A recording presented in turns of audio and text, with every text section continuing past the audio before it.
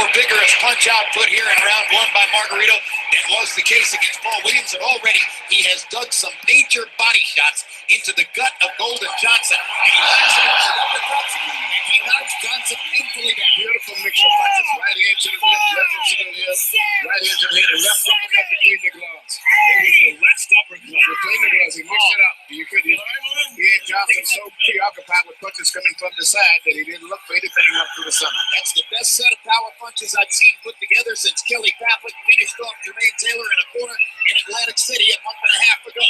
It's a very impressive performance here tonight. He is ripping Johnson, and those uppercuts have Johnson desperately compromised. And now that's knockdown number 2 as Johnson's knee hit the canvas. Margarito disaster. Get everything perfect. This is something. And he's going to land the same punch again, probably. Every punch he's forgotten to throw or aimed to throw against Williams is coming tonight. What a show.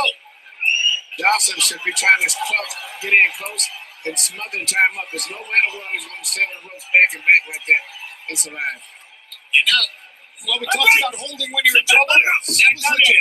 Grab the arms. Those are the things that's doing the damage to you. You cannot, when you're hurt, you cannot see punches good enough to back away and try to block any one of them. So 3 knockdown rule in effect. So Johnson could, if he wants to, take a knee again. Yeah, he should be flinching, but he's going to go down pretty soon as a matter of time. Johnson slowing the action down now a little bit by holding. Stay there close. If you just stay there close like that, where you can smother the guy. Look at how the body shots are setting this up. This is brilliant stuff. Margarito wanted to make a statement. I mean, how's this for a statement? What a show. Big Kelly's going to stop the fight. We got our second first-round knockdown off the card.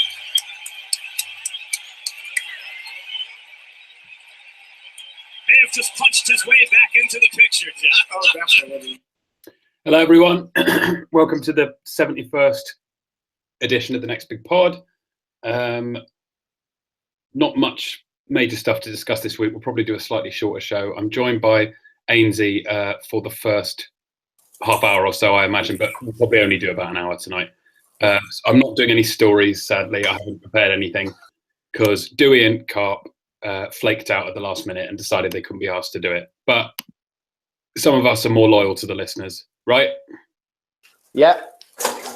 So we'll kick off with, I've had some good questions in this week, so thanks for everyone who sent one in. We'll get to them a bit later, but we'll start off with the card on Friday in Glasgow, which was obviously headlined by Ricky Burns defending first defense of the WBA light welter title against Kiryl Relikh.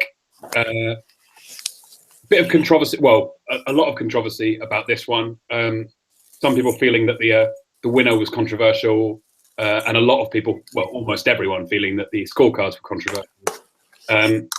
118-110 to Burns, then 116-112 twice. Before we kick off completely on it, I know we both feel quite strongly about it. I'll just outline where I am. I scored it 117-111 to Relikh, and I admit that there were a couple of swing rounds in there that people could have given to Burns, and I would have had no problem with. So I can see 116-112 Relikh. I can see 115-113 if you're being quite generous to Burns. I think a draw involves giving every close round in the fight to Burns, which I think is ridiculous, unless you've got an agenda or you hate power punching and only like jabbing, which seems odd. But yeah, I had it 9-3 to Relikh. I could have seen it anywhere from 7-5 to genuinely to 118-110 to Relikh, which I don't think was an unreasonable score, because there were only 2 rounds in there, which were definitely Burns rounds. Ainsley, mate, how did you score it, and sort of what was your impression generally of the cards and everything else? I think for me, 8-4 was what I had, but I would have been fine with him winning 10 rounds, but he didn't win less than 7. I think I said if it had been a draw, I could have understood how they'd have got it, but it still wouldn't have been the right result. And I know we don't want to bang on about it too much because it doesn't always tell a picture, but the punch stats are quite ridiculous. Like the majority of the rounds, Relics landed half as many punches as Burns again. Like, there was, what was it, like 5 rounds where Burns landed single-digit punches? Well, I think, yeah, we said, didn't we, when we were watching it, that, and we'll get onto this in more detail later about judging and just general judging criteria, because I do think, without sounding like a twat, because obviously neither you or I are judges, but there's a quite obvious fallacy that a lot of people seem to fall into when it comes to scoring fights. But I think because Relikh started so well, and obviously there was absolutely no dispute, even the most hardcore Burns fans admitted that Relikh took the first 2 rounds. Like, there was just no debate at all. Yeah. I think because of that, he was then expected, you know, if he didn't then dominate the next rounds, people would assume that he'd lost them. And it's this kind of grey area where you say, oh, well, Burns didn't get dominated there, so therefore he must have done better, therefore he must have won the round. And it's that leap from doing better to doing well enough to actually win the round that I think a lot of people struggle with. And again, look, we appreciate it's not an exact science, but I was genuinely shocked by the amount of people that gave Ricky Burns round 3, for example. I'm just going to get the stats up now. A lot of people I saw gave Burns round 3, having given 1 and 2 to Relikh. I think, honestly, 99% of people gave 1 and 2 to Relikh. But let me just try and get this up now. So round 3, Burns landed 8 punches, Relikh landed 14. And I know, you know, CompuBox isn't the be-all and end-all, but he basically landed twice as many punches as him. And yet, more than that. A hell of a lot of people were saying, oh, well, Burns did better that round, I'm going to give it to Burns. And you just think that, like, it doesn't make sense at all. Like, there's very few other situations when, if a guy gets outlanded by almost 2 to 1, you give him the round, unless he's a big puncher or he's hurt the guy. Burns didn't hurt Relikh in that round.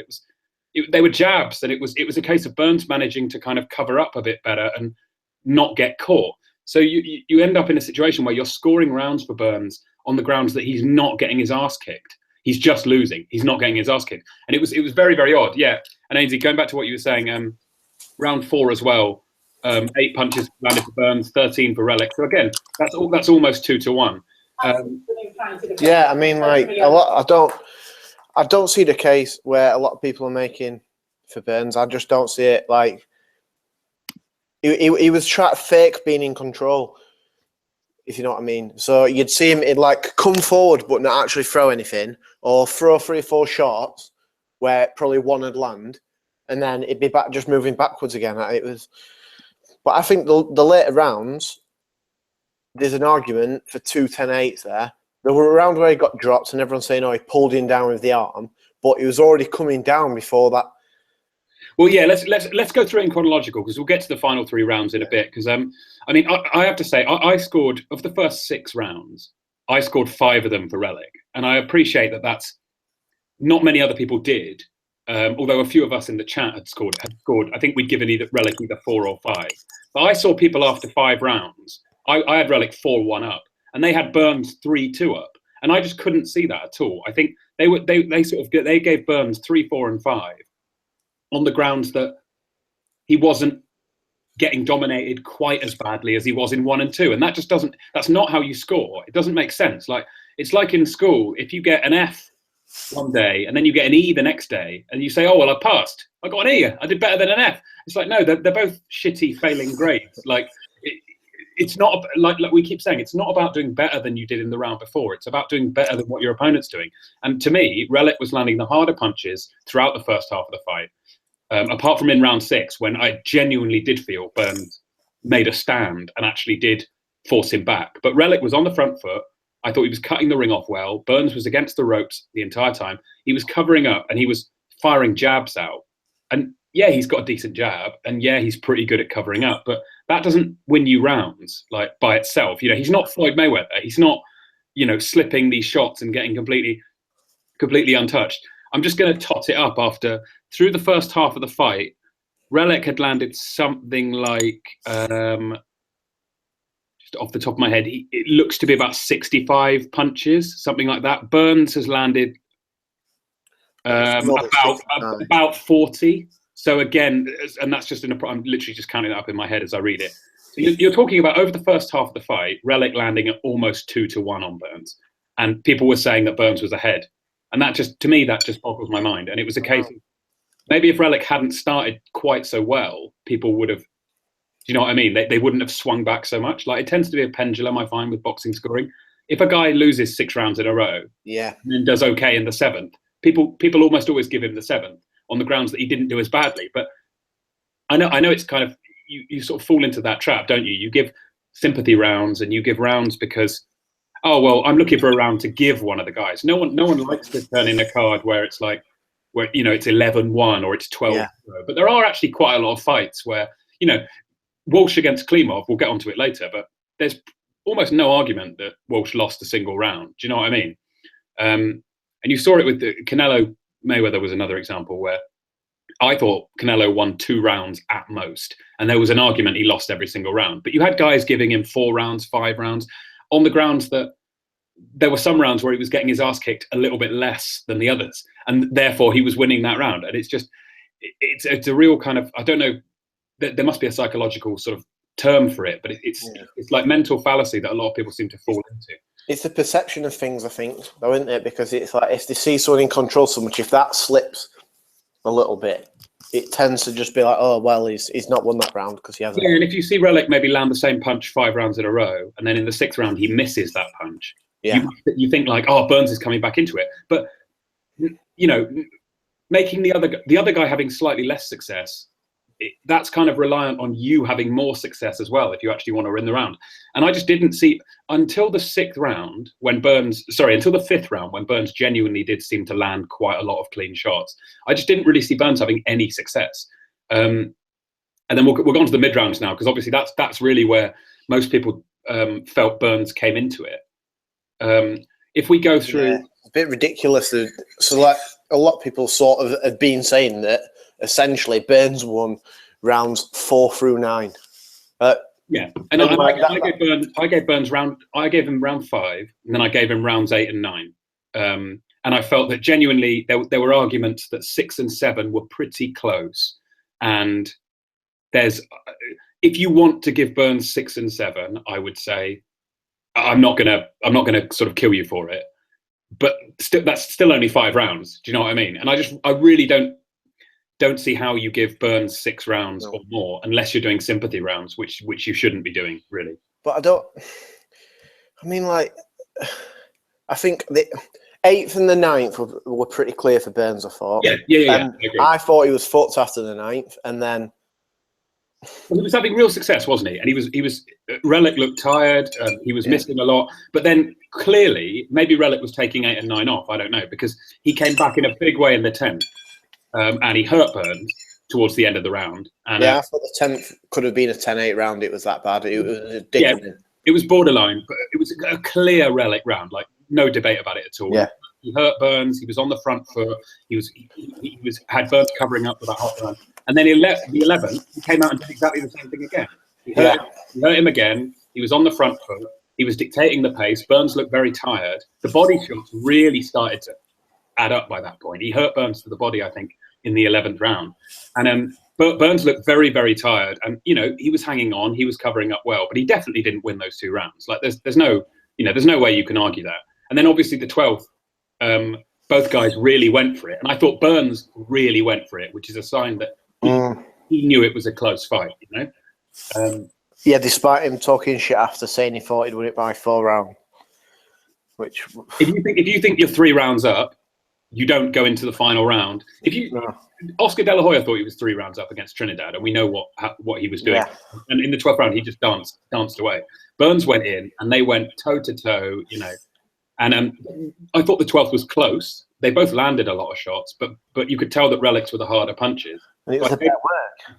And we'll get to it now. I thought his were the cleaner and harder punches. And throughout the fight, I felt he was slipping shots really well. We commented on his head movement at the time. He was a bit like Dimitri Pirog. His head was all over the place. He was dipping quite low. The complete opposite of Burns, who was stood up still with his high guard. Yeah. It was quite an interesting contrast, actually, in a way, because it was 2 completely opposing styles of defense. And, you know, neither guy got completely sort of messed up, I'd say. You know, both guys, their faces were pretty clean by the end of it. So you have to say they both got a pretty good defense. But Relikh was all about the head movement, wasn't he? And sort of darting in and out, whereas Burns was a straight up kind of high guard cover yourself sort of style. And yeah, the knockdown. I understand the knockdown's kind of. It is hard to call, and I don't begrudge the referee for saying. Right. Okay then, but just if that would have been the other way around, with the way that the fight had transpired, do you think that they'd give that to Burns? Because I think they would have. I don't think there'd have been a hesitation. I think it would depend where the referee was stood, because the referee was stood behind Burns. I think that was part of the problem. So you didn't see the punches land. And if anyone's not seen it, the clip is up on YouTube and stuff. Basically, they're exchanging in the center of the ring. Relikh lands 3 punches to Burns' face, like clean shots. And he lands a shot on the chin, and Burns ducks down as a result, as a result of the uppercut. And as Relikh's throwing the 4th punch, because Burns has started to duck down, it goes over his shoulders. But to me, it looked like Burns was already going down, and Relikh just kind of sped the process up a bit. And I think if you land 3 clean shots and the guy goes down, it doesn't really matter if you kind of bundle him a bit at the end. I think it's a knockdown. And I think if that had been Burns the other way around, the commentators would have gone on all night about how lucky Relikh was, and he's been very fortunate there. But they barely mentioned it. I thought Alex Arthur was absolutely abysmal. I think I tweeted it on Saturday night, but it was like the middle sort of rounds, maybe the 7th or the 8th, and Burns got hurt badly. And all Alex Arthur said, he just said it straight away, is, "Oh, Burns is hurt, but I don't think Relikh's going to be able to keep this up."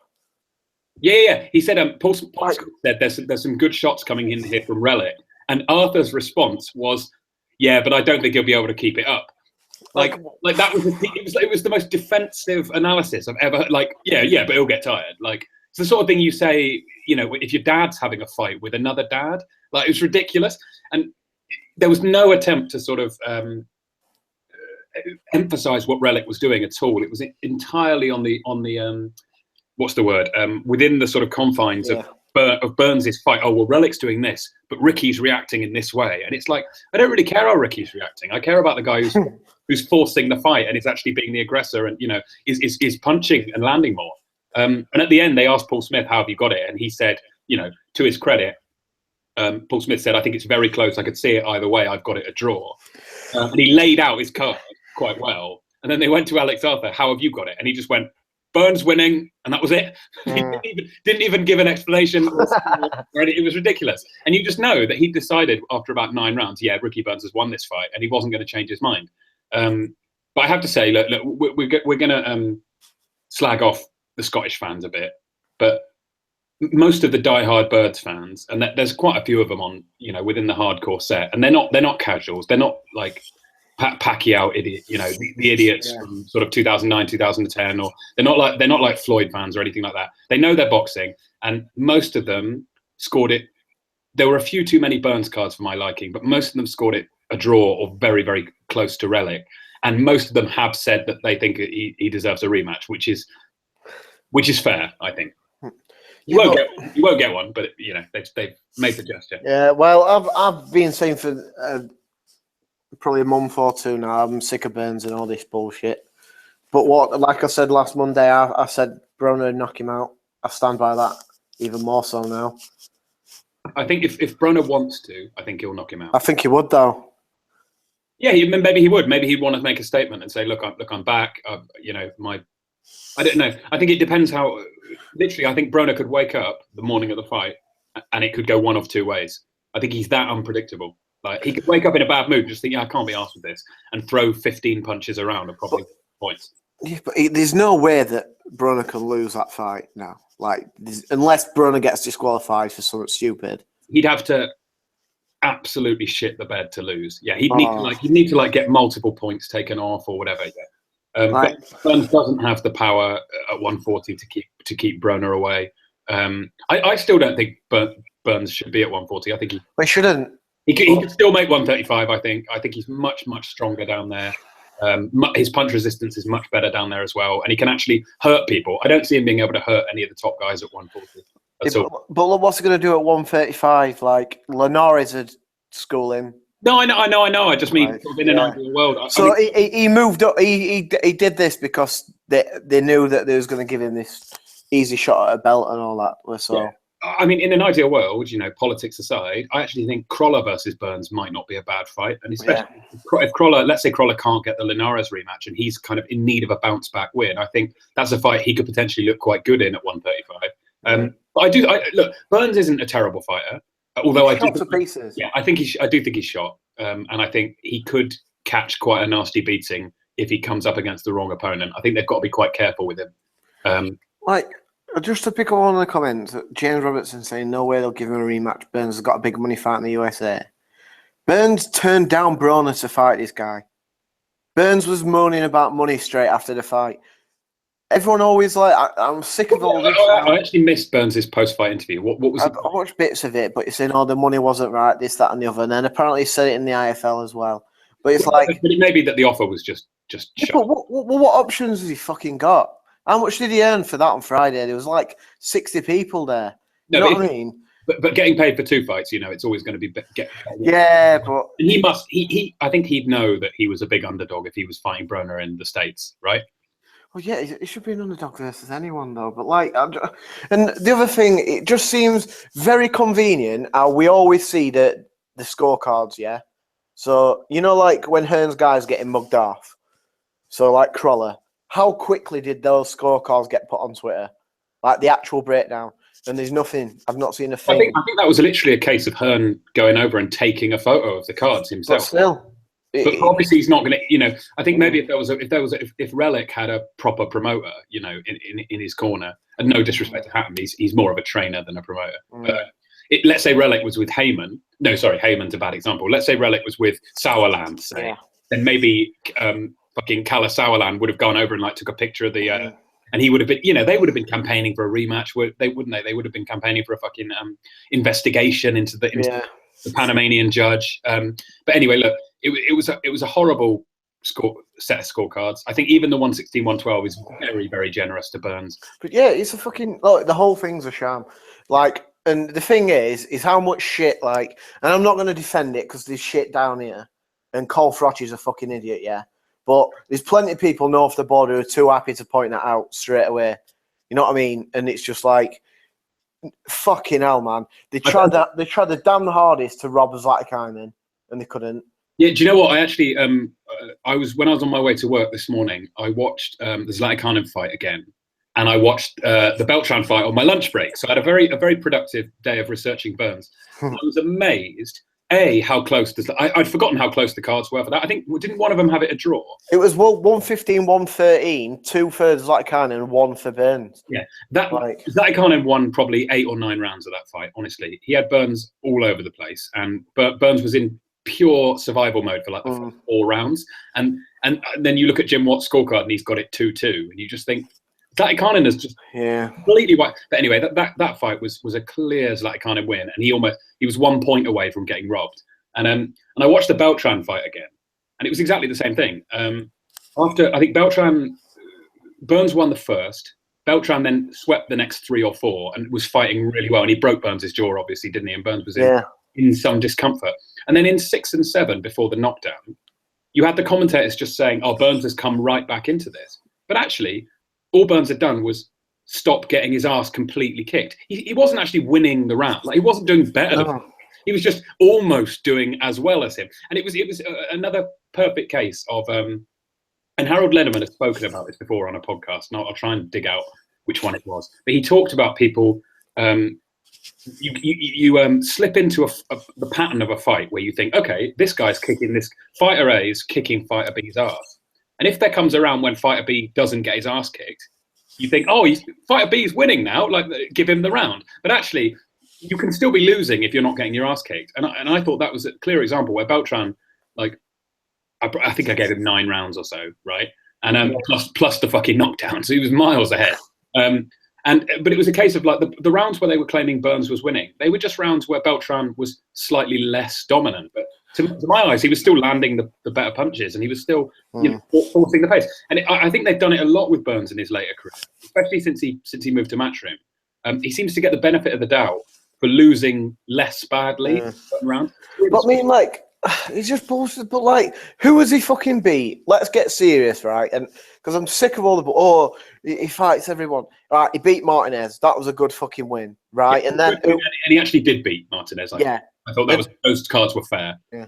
And then his defenses were just embarrassing. There's not even anyway. They just were embarrassing, right? Katsidis, decent win, 7 out of 10. Decent, but in his last 3 fights, he'd won one of them going into that fight. Yeah, but at a high level, you know. I think it's not a win, but I think it's a decent win. Right, and I refuse to let them take credit for the Mitchell win because we've seen and heard it too many times is how much he gets slagged off. Oh, he shits it in world title fights, he's shit, blah, blah, blah. We can't say that and then try and claim it as a massive win. No, but knocking Mitchell out in 4 rounds was a good performance, I think. But the thing is, you can't have it both ways, though. You can't say, well, Mitchell's a bum and then say that that's a good win. I think Gonzalez... the case, Andy, just to clarify, it was a good performance by Burns, but also it was a typical example of Mitchell not preparing properly. So it was a bit of both, but I'll give let's give that a 7 out of 10 as a defense. I think like the Gonzalez win, and Gonzalez has turned out to be a massive quit job since. That was just weird. I just thought it was just so strange why he. I mean, look, you do have to give Burns credit for heart, I think, in that fight because he was miles behind and. He did. I don't think he won a round until like round 7, did he? Wasn't he like 6-0 down on all the cards? No, but he was getting his arse handed to him. Like he literally lost every round, but he hung in there. And I do think, look, a really, an elite fighter would never have been in that situation because they wouldn't have lost 6 rounds in a row. But hanging in there, I think, is a good trait. So again, the Gonzalez one I can live with because I do genuinely think they were right when they said he broke his heart. I did feel like Burns made him mentally quit. But Beltran was just terrible. We've been over that. Crawford, I can't be arsed with that. Oh, he won 4 rounds. Cards were too close, I thought. He didn't win 4 rounds against Crawford. I thought he won 2 rounds, maybe. That was it. And I've heard, he won 4. He didn't get knocked out. So it's a great, God. Whatever. Then obviously the Zlatanin thing happened. Then he had some bum fight. Then he got beat off Figueroa, which was close, but the referee didn't help him out. And everyone was going mental about that, even though I reckon that Relikh won a lot more clear than either of the guys in the Figueroa fight. I actually scored the Figueroa fight 6-all in rounds. And then, with the point deductions, it's Figueroa takes it by 2. The point deductions weren't fair, but I've seen worse point deductions. Yeah. Prince of Potsu, mate, that was a good win. Yeah, who fought Deakin, says it all. And then some Aussie. But it's just like, that's not a great resume, like. No, I think Burns would be, look, it's the modern era. He's done it across 3 weights. I do think you have to give Burns respect. But one of the questions in from tonight was, and part of the reason we're criticising him is because he's clearly over the hill, and I think people are still treating him like he's sort of subbing talent. But there's nothing wrong with being over the hill. It happens to everyone. But people should accept that he is over the hill now, and stop expecting so much. Ainsley, just quickly, one of the questions we had in was, let me just find it now. It was about whether we think Burns gets in the Hall of Fame. I'll try and. He shouldn't do either way. Well, let's be fair. This title's a joke that he's got now. And sorry, I've got it. Is Ricky Burns a Hall of Fame fighter, or is he lucky with limited talent in the divisions? I don't know. I don't know if it's limited talent because I actually think lightweight was pretty good when he was there. Yeah, but he didn't like. He never got a definitive win. Yeah, but like if he'd have fought Vasquez, as long as it wouldn't have been in Scotland where he'd got robbed, he'd have probably lost that fight. I think he probably would have lost on points. Probably, yeah. Yeah. Again, no shame in that. Vasquez is a good fighter. No, they're in. Wasn't a good style matchup for Burns, I don't think. But I don't think there's any case to be made for Burns going in the Hall of Fame. That's just mental. I think if you're putting Burns in the Hall of Fame, then you're going to have to put Broner in eventually. But you'd have to put Broner in. You're going to have to put guys like Robert Guerrero in. You're going to have to put guys like, eventually you'll have to put a guy like Danny Garcia in. And I think it's a bit of a slippery slope. We all like Burns. He's a nice guy. I'm sick of that line getting touted on. He takes tough fights, but that's not enough. You need more than that to get in the Hall of Fame, you know? But it doesn't take that many tough fights. It's like... Well, yeah, he had a run of maybe 4 or 5 that were pretty tough. Well, but anyway, yeah. people might think it's a bit harsh. That's our view on Burns. But on that card as well, that fucking idiot who chinned the guy in the back of the head and then they gave it a knockout after like 20 we had a seconds. question about that. It was in the chat, wasn't it? It's fucking ridiculous. And this is like... To be fair, it was pretty hard to... I didn't see it in real time. I didn't see it when it happened. The referee should have seen it. It was in front of him. His head's down and he's from the punch. It was a weird one. I think it should be ruled a no contest, really. You'd like to think they'll do a rematch or something. But yeah, no, that was a funny one because on the replay, it was square on the back of his head, like the soft part of your head, the dangerous place to be punched. Yeah. There's a fucking reason you're not allowed to punch anyone there. You saw the state of the guy when he was all over the place. That was a weird one. Should the referee have seen it? Yes, but I'm not gonna. I didn't see it, so I'm not gonna blame him too much. And then obviously before that, we had Dilian Whyte against Ian Lewis. And Dilian Whyte is fucking terrible, man. Yeah, that fight was in slow motion. It was absolutely terrible. I've never, like... Whyte was getting hurt a lot early on. Not big punches. Yeah, I felt like Whyte sort of boxed... I guess you could say he boxed quite smart, but he was also very cautious. I think he was happy to sort of make Lewison work until he tired out, and then after about 4 or 5 rounds, then he could start teeing off on him. That's pretty clever, but equally we would have loved it if they just went bombs away, wouldn't we, for like 2 or 3 rounds. But then again, I guess, look, from Whyte, we've always criticised Whyte in the past for sort of not being mentally mature enough, but I guess maybe that was a mentally mature performance on Saturday, because he must have thought, I've just got this fat idiot in front of me. I want to tee off on him, but he didn't. He punched to the... I thought his body work was actually quite good. And again, look, not a good opponent. It doesn't tell us anything about how he'd fare at the top level. But it does tell us that he is capable of kind of using a game plan when he wants to. He's just technically horrific. That does you no favours. He is better taking the risk and trying to blast people out, because the more you look at him, the more you realise he's just technically fucking horrendous. I think you're right. Technically, he's not great. And I think his best attribute is having a very good chin. So in a way, you kind of think he's getting to firefights because he's probably going to have a better chin than the opponent. His chin's not that great, though. It's all right, but I don't think I think it's pretty good. I think his chin's pretty good. I think he'd be able to take shots off some of the big guys in the division. Early on in fights, you tend to feel it. I think he's got, again, this is based on the punches I've seen him hit with that have floored other guys where he's stayed up. I think he's got a pretty good chin. I'm not saying he's a good fight, he's anything above Euro level, because he definitely is, in my opinion. And obviously he's talking today about fighting Ortiz and all the rest of it. He's not, that's a gulf in levels, that fight. But equally, I do think he showed a good chin, and I'd like to see him. I mean, to be honest, I wouldn't hate the Price fight. Like, I know. Well, I'd rather that happen than anything else. Then what about Whyte versus Price for the British title? I don't think that's terrible. I mean, Price hasn't really earned it, but that would be fun. And if he could take, if he could take a shot off Price, then we'd know he had a real chin. But he probably wouldn't need to take a shot, because he'd just be so much faster than him. I guess he could get to him very quickly. But so Whyte got the win. Wasn't particularly impressive, but then again, Lewison didn't give him much to work with. I think he was just, what was he, 20 stone or whatever?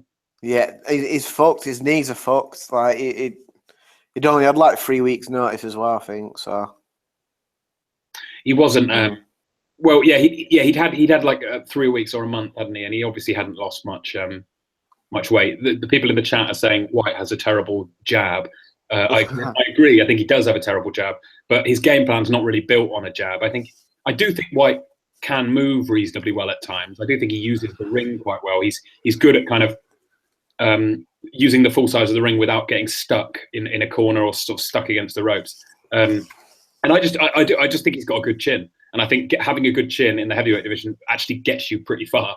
Because at the minute, and so many fights are ended on one punch. I think you can get to fringe world level just having a really good fucking chin, and we'll see I guess we'll see how good it is if he ever fights someone like Ortiz or someone like Wilder or anyone like that.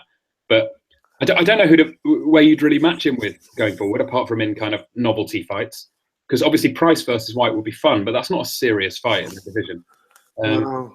But you know, like it annoys me how like he just kicks off. If someone thinks they can beat him, he just kicks off as though they've shot on him. It's like, what do you expect? Yeah, he's quite kind of unstable, isn't he? The way he talks. I think maybe White against Lucas Brown. I know that Brown's probably going to be fighting for a title, but if Lucas Brown didn't have a belt, I think Brown versus White could actually be quite a good one, quite a good clash. I think White would get beat off Brown. To be fair. Yeah, maybe. I think that's a pretty close fight. Both guys have got decent chins. Both guys just throw hell for leather. I actually think that would be pretty fun. And yeah, it wouldn't surprise me if White got chin. In the chat, they're saying White versus Tepper. Good fight. Tepper's fighting at the weekend. Oh, that'd be awful to watch though. But they're just going to ignore Tepper now because they'll claim he was a drugs cheat or whatever, while simultaneously promoting Ortiz. I wouldn't. But to be fair though, with some of the stuff that's come out about Tepper, I think he's one you can excuse people fucking. Yes, I agree, but he was banned for quite a while, and he hasn't served the full ban though, and everything's got over to.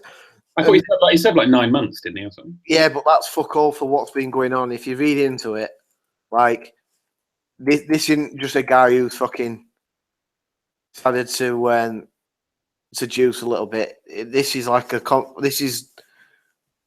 massive setup that he's had in place for it by the side of things. It's not like Bradley Wiggins taking asthma medicine, is it? Like this was a serious doping operation. But I think look, either you allow doping cheats to fight again or you don't. And we're allowing Ortiz to fight again. He's just fucking signed for matches. I think you've got to have the same rule. And look, if you're allowing some, you've got to allow all of them. So as far as I'm concerned, get Tepper on VADA testing.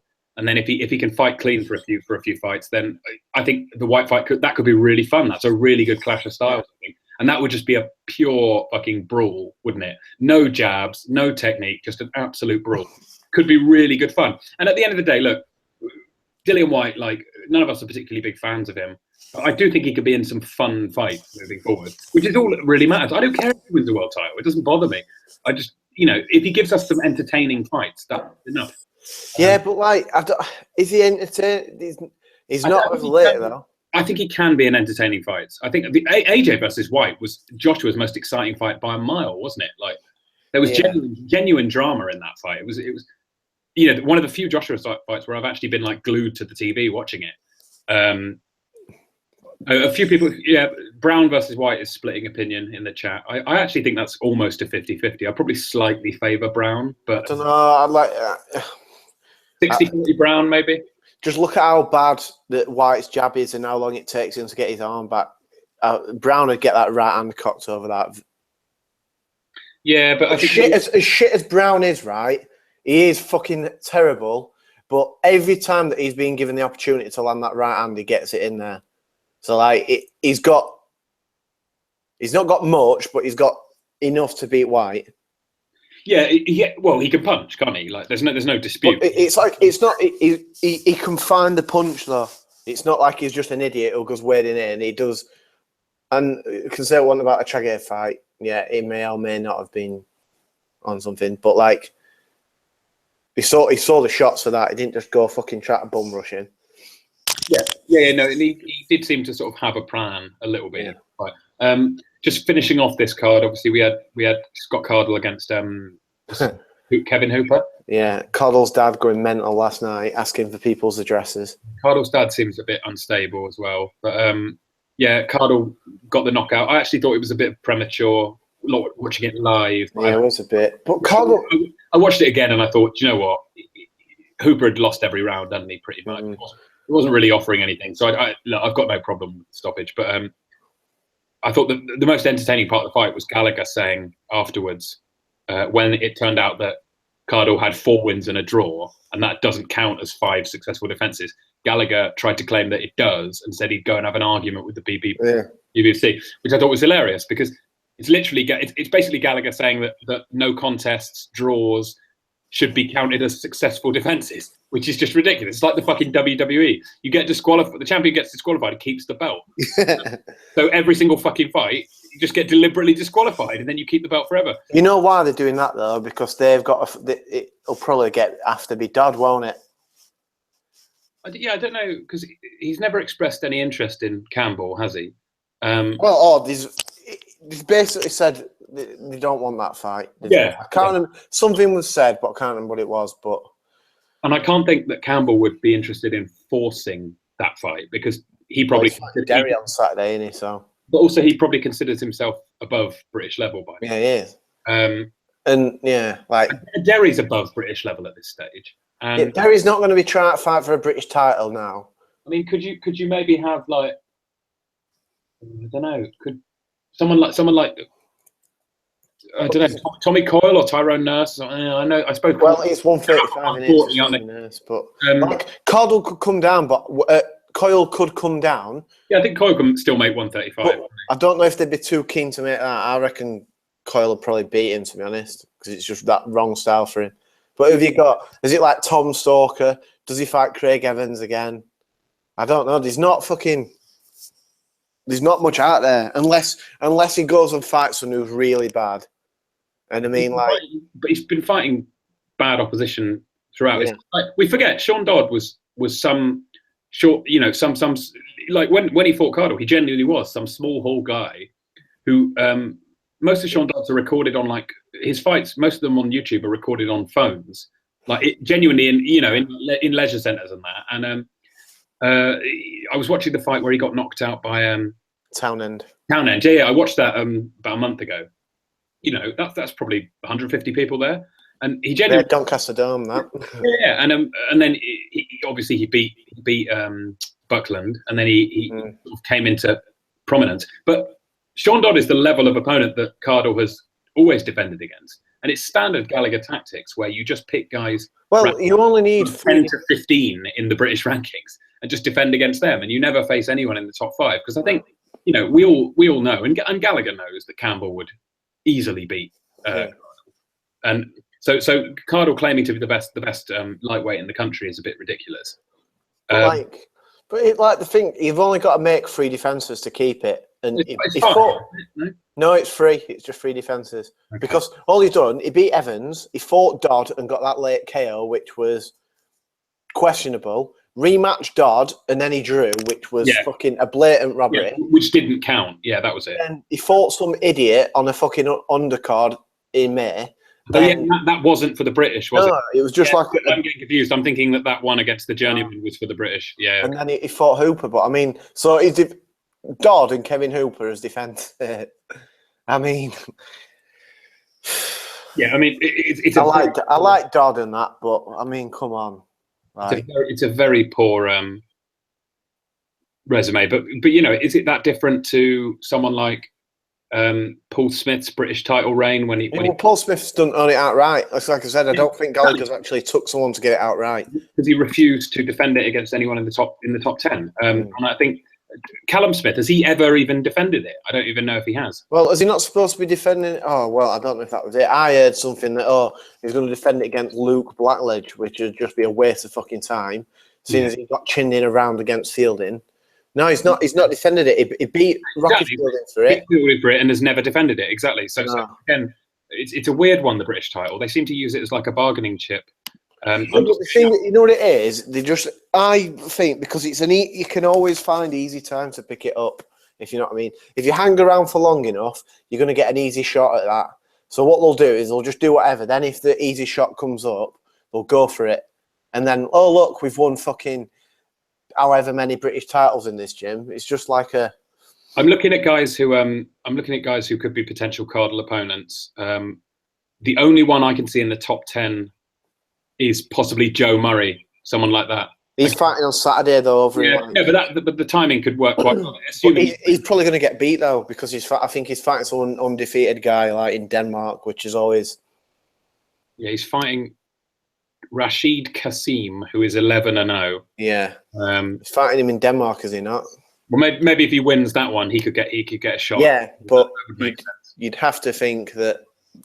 I'm not so sure. And then you've got the top four, top four domestic at lightweight is Flanagan, Crolla, Campbell, and Mathews. And obviously, Cardell's not going to go anywhere near any of them. So it's this kind of weird. Cardell's kind of the gatekeeper to the top guys. If you can beat Cardell, you probably get a shot at one of the big four. Yeah. In a weird sort of way. But anyway, we've probably spent too long talking about Scott Cardell. So we'll go on to the card from Saturday as well. Well, that's me. I've got to get off. Okay. Right, well, I'll continue on with it and then do some questions. But yeah, just like with with iTunes, it's fucked for the minute. We're just trying to figure out a resolution. I don't know how long that'll be. Yeah, we need to work out a way of syncing the feed. I need to get some time to actually look at it properly, and I don't have that at the minute. So for now, it's just on YouTube. So yeah, just watch it on your Wi-Fi. Fuck's sake. Cheap twats. Or get a phone contract where you get more than 500 megabytes of data in a month. Or just get on your laptop, use YouTube Converter, and then nick the file off there. We don't mind. Anyway, we'll get it sorted at some point. Anyway, cheers, Ainsley. Yeah, no worries. See you later. Yeah, in a bit. Right, so I'll just skip through the card from Saturday at the beautiful Harrow Leisure Centre, which was headlined by Liam Walsh winning a unanimous decision against Andriy Klimov, who's pretty much the epitome of a gatekeeper, I'd say. A guy who's fought Pedraza, who's fought Crawford, and all the rest of the quite a few of the belt holders at 135 over the last few years, but has come up short every single time. Come up way short, lost pretty much every round to Pedraza, lost pretty much every round to Crawford, and then I don't think there's any dispute, lost every round to Walsh on Saturday night. I actually thought in the post-fight interview, Steve Bunce was quite accurate when he said after about 6 rounds he felt Walsh could have stopped Klimov if he wanted to, and I do think he could have done if he'd wanted to, but maybe his corner thought, get the rounds in, you've been relatively inactive, get the rounds in and win on points, which obviously he did. I think I had it 120, 107, to be honest. I don't think I gave Klimov a round. A rare occasion when I completely agreed with the British judges. Although the knockdown was a bit dodgy because it was right on the bell. I don't know about that one, but yeah. I'm just looking through. The highlight of Klimov's career is a majority decision over John Molina. And this is only a couple of years ago. So that was when Molina was way past his best. That's sort of the level he's at. Gatekeeper, really. If you can't beat Klimov, you've got no chance at world level. The sort of guy Stephen Smith really should have fought before moving on to the world champions, but exactly the type of fighter that Gallagher routinely avoids when he gets his stable to try and jump the queue. But yeah, Walsh looked good. He's got a mandatory against Pedraza next. I think that is a real 50-50. I was saying the other day, my pick for that fight would depend almost completely on where it took place. I think if that was in the UK, I would pick Walsh quite confidently. And if it was in America, I would pick Pedraza quite confidently. I think both guys are sort of counterpunchers to extent. Both have good jabs. Both are very long for the division. I think it could be quite an ugly fight. And there could be large sort of periods of feinting without any real action. But equally, I think both guys are world level. And it's in an age where there are far too many belts. It's a pretty good mandatory defense. Just saying from the chat that Cardell is a shitter. Can't say I disagree. And also that Sean Dodd is not British level. Yeah, not sure about that. I don't know. I feel like Dodd's still got something to prove. I know what you mean. Maybe he might become British level in the future. I could actually probably see him picking up belt at some point in the future because of how degraded it's become. I think Cardell will eventually get moved on to European level or something and probably lose. On the undercard of Walsh against Klimov, actually a pretty action-packed night of fights, to be honest. I think there were like 8 or 9 fights because they had a couple of the floaters because there were a couple of early KOs. I have to say, people are asking about the George Jupp fight. I actually didn't watch that one. I think I popped out to the shop or something and I came back and saw him getting the decision, but I hadn't been paying attention. From the sounds of it, he was pretty lucky to get the decision. I I think someone mentioned this the other day. I think it might have been on the Asylum last night, where they said that, you know, Jupp had the night of his life against Mitchell Smith and is kind of reverting to his level again now. And I think that's probably right. I think he looks like an English level guy to me. I think Mitchell Smith just either had the worst night ever or is being very overrated. But his brother doesn't seem to be particularly overrated. Jez Smith, who seems to sort of know exactly what he is, which is probably, you know, a kind of southern area level sort of a fighter, had a good fight against, I forget the guy's name, Macaulay something, not McEwen, McGowan or something like that. Good fight that was, an 8-rounder. I actually did score it a draw. The referee scored that one and gave it as a draw. I thought that was fair. There was a knockdown in there, but I felt that McGowan sort of came back into the fight, and I thought that a draw was okay. Probably do a rematch. No complaints there. I'd watch a rematch. Good, fun little fight. But once again, we're seeing a member of the Smith family who seemed to have real problems controlling his gas tank. I'm not sure what it is. We also had, and you'll forgive me if I don't know the names, there was some Indian guy against a guy with a horrible back tattoo, Alexander, I think his name was. And yeah, it was some Indian guy with like 3 fights or whatever, who'd sold half the arena out, and then everyone left for the main event. And that was again 4-round, good fun little fight. Both guys putting everything into it. Sahota, there you go. Thank you to the chat. Yeah, 2 guys putting everything on the line for pride, really, nothing else. But yeah, that's the type of fight that I'll never complain about or turn my nose up at, because you know, it was a good fun sort of blood and guts scrap. And then the highlight of my night actually was a fight that I didn't know was taking place, which was after the main event, when Mitchell Smith trotted out at the delightful weight of 10.5 stone, which by my calculations is about 145 pounds, I think. I'm trying to, no, wait a minute, 14 stone to a pound, isn't it? So sorry, 14 pounds to a stone. So he'd be about 147. So he would have been right on the welterweight limit. He would have almost been a light middleweight.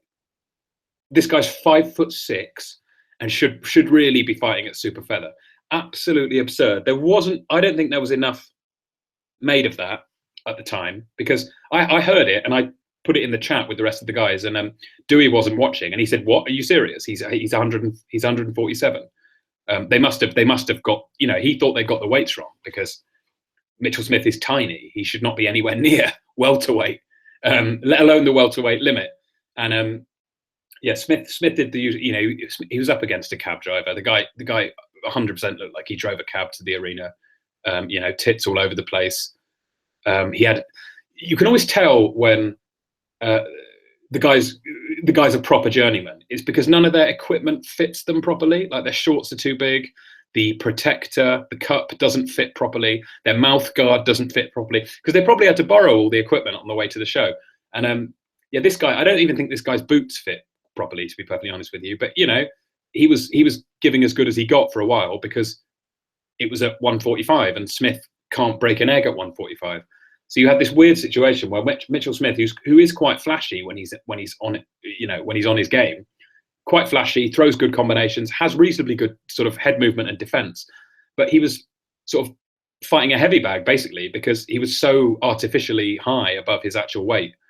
But yeah, it was absurd. And he said he'd been out of the ring for a year, and Steve Lillis mentioned that he'd actually gone up to 12.5 stone. 12.5 stone for a guy who's 5'6".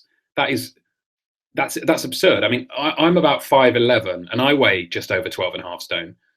You know, walking around, and I think it's the equivalent of someone like me going up to sort of 16, 17 stone. That's awful. And the guy's he's an athlete as well. And I saw, if you actually go on Mitchell Smith's Twitter, the week of the fight, all of last week, it's just videos of him on the fucking treadmill every day, little 10-second videos, and he's pounding the treadmill and he's covered in sweat. So you're thinking he was really having to work hard to get down to fucking 147. It's ludicrous. I don't know what Adam Booth can do for him if he can't get in serious shape, to be perfectly honest, because there's anything above 135, and Smith's really got no chance at all. He'll be so outsized. Can you imagine Smith against a guy like Danny Garcia, or even a guy like Amir Khan. Like, they would dwarf him, and yet they'd weigh the same. It's absurd. And I really think more pressure should be put on fighters like that, who are just too lazy to fight to their natural weight. We've had a question in the chat about which fighters fight above their natural weight. I actually thought for a long time Maidana fought above his natural weight. I don't think he was ever. I never thought Maidana looked that good as a 147. I mean, physically looked that good. I know he had some good wins, but I always thought he looked quite fleshy at 147, and I was never convinced. But he had sort of little love handles, and whereas at 140 he was always very lean. And I think he was a natural 140 who just kind of got a bit lazy as he grew older. Obviously, Frankie Gavin's a good example. Frankie Gavin is up at 140, 147. He should be at most 140. He should. I think if Frankie Gavin, had been dedicated throughout his career, I think he would be down at 135, and potentially a very, very good fighter. I think 147 is way too high for Gavin, as an example. Yeah, Brandon Rios is another example of a guy where he clearly did outgrow 135, and that was legit, because he was a wrecking ball at 135. He was a really good fighter, especially when he could make it healthily, and he could and then he could actually sustain his attack for 12 rounds. If you go back and look at the Peterson fight, Peterson was a good fighter, and Rios completely ruined him at 135, and Rios was in good shape that night. And he was a guy who seemed to just sort of, I guess, bad habits outside the ring or whatever, and the weight gets harder and harder to shift as you get older. And eventually he found that he was having to really struggle to get down to 147. And we always said, Rios is the sort of guy where if you said the weight limit was 160, he would struggle to make 160. I think he's just the sort of guy who is always going to struggle to make weight. Because I saw him kill himself to make 135. And then you think, okay, try it up at 140. And then he's up at 140 6 months later, and he's killing himself to make 140 suddenly. And then a year later, he's killing himself to make 147. I'll never forget him on the, he was on the fucking speed bike all of the final week against Pacquiao, absolutely killing himself to make 147. And a year before, he'd been at 135. It just didn't make any sense. And you just think he's the sort of guy where, I guess, he'll always kind of live on the edge in that sense, in the sense of probably eating slightly more than he should have done, and thinking that going up a weight just gives him kind of the license to eat a little bit more. But yeah, Rios is a good example. Rios, I think, could have done some stuff at 140 if he'd stuck around there, but he never did. I think, and once he went up to 147, there was no way he was going to come back down. And you see him at 147, and all his talents have gone. He can't take a punch as well. The pressure just doesn't add up the way it used to at 135, 140. All of his kind of skills are nullified by his own body. Very, very strange situation, and all he's got left is a really good chin, and obviously that's the worst situation to be in, when you've got a fucking amazing chin and nothing else. A bit like Ricky Burns, who is essentially a chin with very fast diminishing hand skills and punching power. And I think it's quite risky for Burns, because he's not going to get knocked out early in any of these fights, but he might take some beatings as his career goes on. And those are the sort of fighters that you need to watch. And if you're a trainer, especially, try and sort of put pressure on them to maybe reconsider once they get to a certain age. Yeah, some other good ones in the chat. Jamal Charlo, the one who beat Austin Trout for a title in the summer, is huge at 154. Yeah, I agree with that. He's almost kind of Chavez proportions, in the sense where you look at him and think, how on earth did he make that weight limit? I think he must be like 6'1" or so, 6'2" maybe. And he's big. He's got big shoulders. He would stand considerably taller than Golovkin and fights in the division below. He's huge. I fully expect him to be up at 160 soon. If you saw someone like Charlo up against Cotto at 154, it would look like a sort of, like a fucking fairground fight. It would look like an absolute joke, like when Callum Smith fought that Argentinian. Yeah, I think, I don't know if anyone can lift it up, but I think Charlo must be 6'1", 6'2", and he's in a division where quite often his opponents are like 5'8", 5'9", and it just looks a bit ridiculous. I mentioned it earlier. Callum Smith's another one, absolutely enormous at 168. I don't know how he makes it, but fair play to him. He doesn't seem to balloon up in weight between fights. Seems to be comfortable. I haven't noticed that he's ever had to reweigh before or struggled to make the weight. seems okay. So, you know, more power to him. He can make the weight healthily, and he is huge. I think once he gets up to 175, he might be in a bit of trouble, because I think the way he's able to physically overpower opponents, he's not going to be able to do that against the top guys at 175. And even the gatekeeper second tier guys at 175, they're going to be able to match him physically. And I think we'll see what he's about then. But obviously, it's getting a bit ahead of ourselves. And then in terms of other fighters above their natural weight, there are quite a few. You know, Pacquiao's above his natural weight. He should be at 140. He'd be able to punch a lot better if he was. You could have argued, I think Floyd could have stayed at 140. Floyd could have easily made 140. The money was one division above, and he chose to follow the money, which is, you know, completely fine. He had the skills to do either. But I'm struggling to think of someone who is so far above their natural weight. I mean, Mitchell Smith, you're talking, he's almost 20, well, he's 15 pounds above his natural weight.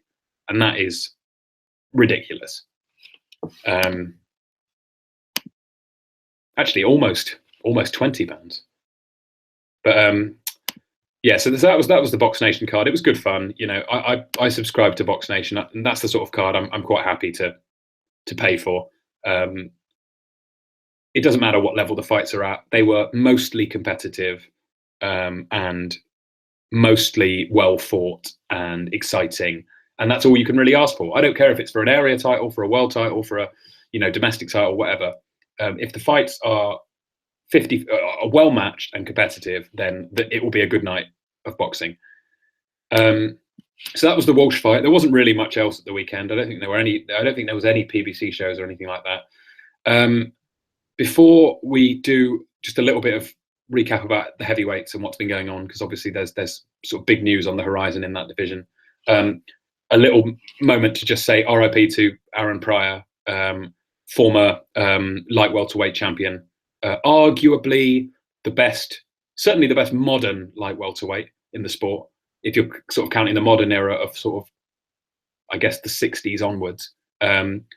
You know, there's an argument with history buffs, of which I am not one, that whether he's the greatest of all time, but at 140, but he's certainly a modern great, up there with, you know, the likes of Chavez and all the rest of it. He died last night or yesterday afternoon, and he was, I believe 61. I know he'd had some drug problems in the past after retirement, and actually during his career as well. He was quite had a bit of a sort of party lifestyle, which probably cut his prime short a little bit. But if anyone, I'm sure you've all heard of him, but if anyone hasn't watched Pryor before, go back and check out, obviously, the fight with Alexis Arguello is a classic. And he was really a complete all action. I mean, they're both good. The second Arguello fight, Arguello was sort of visibly past it. The first one was a proper sort of come from behind classic, where Pryor sort of overpowered Arguello in the final 2.5 rounds, I suppose. Arguello, an all-time great as well, obviously, fighting slightly above his best natural weight, I guess, at the time. But yeah, Pryor was a proper old school action fighter, tremendous combination puncher. So if you haven't watched him, go back and do so if you can. He's the sort of guy that we would have all absolutely loved if he was around today. Just never in a bad fight, and was kind of avoided enough that he got not avoided enough, but kind of low profile enough that he had the sort of cool reputation of being avoided, but also being ultimately managing to get over the line and have a few fights to make some good money and become a sort of star in his own right. But yeah, that's a tribute to Pryor, aka the Hawk. So we'll say that it's always Hawk time in our memories, I guess. People are asking, was Pryor on PEDs in the Arguello fight? Yes, is the answer. It's quite obvious that he was. If anyone hasn't seen it, at the beginning of the break after the 13th round, his trainer, Panama Lewis, who was the guy who was banned because he was found to have removed the padding from Jeffrey Resto's gloves, There's a documentary about this if anyone hasn't seen it on YouTube. I can't remember what it's called. It's an HBO documentary anyway. Oh, it's called something in the ring, Crime in the Ring or something like that. Anyway, it's on YouTube. Good watch if you haven't seen it before. And this trainer had been found in the past to have removed padding from gloves. You know, the worst crime or the sort of most visceral crime you can commit in boxing. He was also Aaron Pryor's trainer a couple of years before. And at the end of the 13th round, with Pryor looking absolutely exhausted, he comes to his corner. Panama Lewis gets past a bottle, I should say, a water bottle. And he says quite clearly, no, not that one. I need the one I mixed. And you think it's the use of the word mixed that gives it away, because obviously a fighter is only allowed to drink water in the corner, and you wouldn't need to mix water under any circumstances. So it's the use of the word mixed that suggests that there may have been something in the bottle that gave him a brief energy boost, because he came out at the start of the 14th like an absolute demon and forced the stoppage, of sort of battered Arguello against the ropes and overpowered him. I think it's safe to say the only explanation for what happened was that there was something illegal in the water. Having said that, you know, they were never tested or anything. It was never proven, but to me, it was pretty obvious there was something dodgy in that bottle. Not to blame Pryor for it. I'm sure it wasn't him who insisted on having a mixed bottle. But Panama Lewis had a history of shady stuff. And if you get a chance to watch Assault in the Ring, that's what it's called, the documentary. You get a chance to watch that. It's a very good watch. And sort of there are interviews with Panama Lewis now, who still practices as a trainer, but I believe is banned at various commissions in the States from actually being in a corner. So quite often he will train fighters, but then not actually be allowed to sort of go into the arena on fight night itself, which is a bizarre scenario. But apparently he does still train people, and is obviously very knowledgeable about the sport, but clearly willing to bend the rules on occasion. But yeah, so everyone check out Pryor if you want. We had a couple of questions this week about him, and I'm not the biggest history expert. I'm not the especially not on the 80s. Actually, it's probably an era that I know slightly less about than some of the others. But Pryor, the most common questions asked are, why didn't he fight Duran, and why didn't he fight Leonard? And the answer for Duran is that they just never quite coincided. It was a bit like, why didn't Mayweather fight Kostya Tszyu? Their prominence, they kind of missed each other at those weights. By the time Pryor was prominent and a kind of viable fighter for Duran, Duran had gone up to the higher weight classes. He was at 147, 154, etc., etc. And he kind of moved past that. And when Duran was around, I know that Duran never fought at 140 officially, but when Duran was between 135 and 147, Pryor was a prospect still. So the timings just never quite worked out. Would have been a fantastic fight. You know, they were sort of maybe 4 or 5 years apart, which meant that it never quite made sense. And then Leonard and Pryor is a good one. I actually think there's a documentary on that somewhere. But essentially, Pryor had chased the fight for years and years against Leonard. But again, by the time Pryor was viable as an opponent, you know, on a sort of primetime card, pay-per-view, which Leonard would have headlined, Leonard had suffered the detached retina, and he had various injuries which forced him to retire for a few years. And by the time he came back, obviously it was at a higher weight, and by the time he came back, Pryor was done. He was washed up, and the drugs and everything else had taken their toll, and he was. I'm trying to check. He had his last fight. He had his last fight when he was 35, which again doesn't sound that old, but compared to a lot of the guys who were around at the time, Pryor only had 40 fights, which is a lot less than a lot of the sort of the similar contenders in that era. He wasn't as active as he wasn't as his career wasn't as lengthy as some of the others, and he after the Arguello wins, he only had another 6 fights over the course of he had 2 fights and then a sort of mini comeback, and then he lost to sort of people he should never have lost to, really. But yeah, so that's Aaron Pryor. Go and check him out. Good action fighter, and obviously a Hall of Famer and an all-time great. Sugar Ray Leonard, Duck Pryor, allegedly. But I do genuinely think it was more to do with, again, the timings just didn't quite work out. I think it's very hard to accuse guys like Leonard of ducking, because Leonard fought Hagler, he fought Hearns, he fought Duran twice, he fought Benitez. He really fought everyone, and I'm always a bit uncomfortable. I think Leonard is quite an easy target because he's seen as kind of the sort of Mr. America, Mr. sort of TV guy, and he's not seen as quite as cool and quite as gritty as someone like Hagler or someone like Duran. But Leonard fought pretty much everyone during an era when there were a real murderer's row of opponents, and he pretty much beat all of them. And the only time he really got a gift was I think it was the Hearns fight. When was it the Hearns fight when he got a questionable decision? I forget. Anyway, see, I'm not that big on the 80s. I don't know quite as much. I'm searching it now. But yeah, so moving on from that, that was just a brief tribute for Pryor, because I remembered we didn't say anything about Mike Tao last weekend, which wasn't deliberate. We weren't trolling. It just slipped my mind. So yeah, that was Pryor. So RIP to him. Right, I'm just getting this up now. Yeah, this was it. So yeah, Leonard in the first fight. Leonard got the decision in the first fight, and it was a bit dodgy. No, I'm sorry, I'm getting myself very confused here.